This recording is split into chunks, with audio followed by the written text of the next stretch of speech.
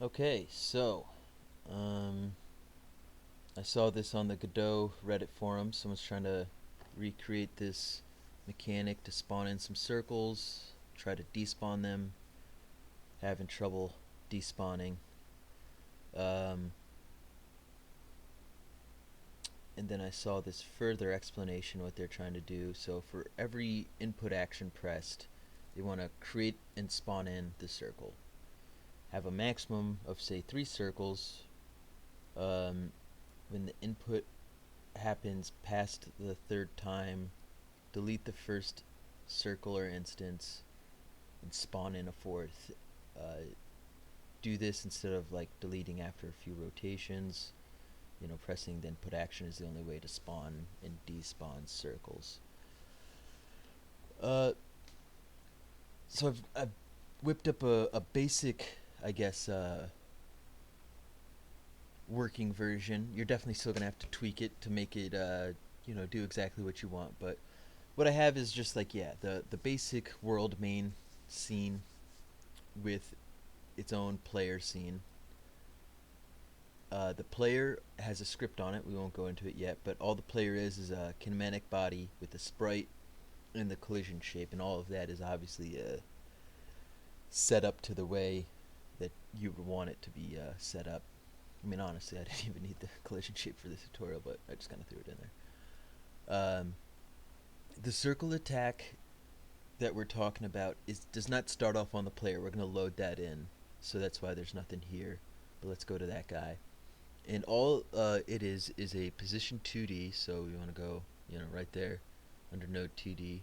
Get a position 2D. It has a sprite for the circle. An area 2D to hold its collision shape. And this is just pretty much its scene. And its script is very simple too. It inherits from position 2D. Um, I'll go over what these two lines are.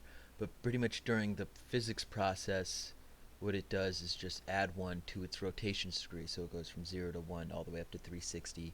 I was having a little trouble with the Modelis operator, which kind of like, you know, um, it's kind of like the remainder. It's kind of like dividing, if you don't know what Modelis is.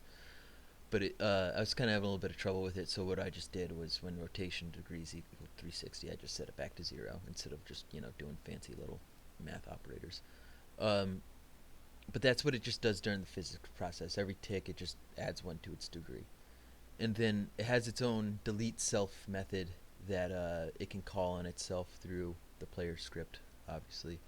And it just grabs its own collision shape, sets it deferred disabled, hides itself, and then frees itself from the queue. So very simple. Back to the player.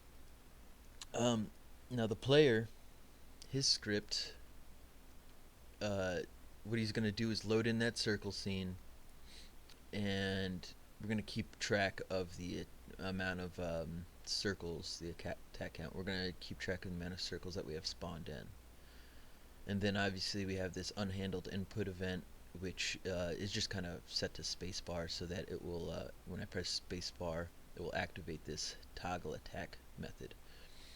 And so the first thing this does obviously is, checks to make sure that we're not at our maximum.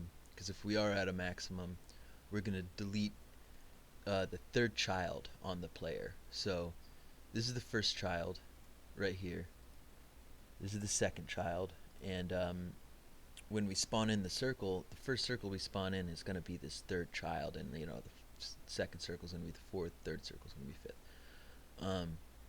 So it's going to call its own delete self method, and then take 1 away from the count, and that's obviously if we hit 3 for the max count attack or whatever. But yeah, before we even get there, before this stuff is even possible to get to, we add 1 to the account, obviously.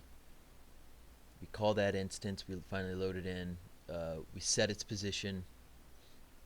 I forgot how I got kind of like 30. Oh yeah, that's the center of the sprite. So we want to set the rotation point right here in the center of the player sprite, because obviously in this thing it's like offset, so this would be in the center while the circle will kind of be up here. so that's why I picked like 32. And then we finally add it. But so this is how, once I walk through, this is how it kind of looks. You got this guy. He doesn't move or anything like the thing. I didn't add any of that functionality. But boom, he spawns that in. Spawn in another one. And then let's spawn in the third one right there. Okay, so now that we have 3 and we're rotating in, what's going to happen is the second I press spacebar again, the first one I spawned, which I'm going to take a wild guess, is kind of spun around. I'm going to guess this one is going to get despawned. Oh, yeah, there you go. And move back. So I think this is the one that's going to get deleted next. Oh, no, there's one over there. So this one definitely is going to get deleted next. There you go. So that's how you would, spawn and despawn. Getting it to work exactly how you want, maybe deleting all of them, maybe what you would have to do is kind of have, like erase all or something like that thing, and just kind of get all the, get children 2, 3, and 5 and call the delete self. But so that's pretty much just the basic walkthrough of how it is.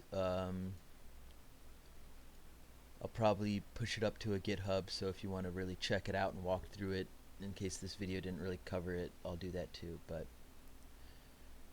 alright, there you go. Good luck.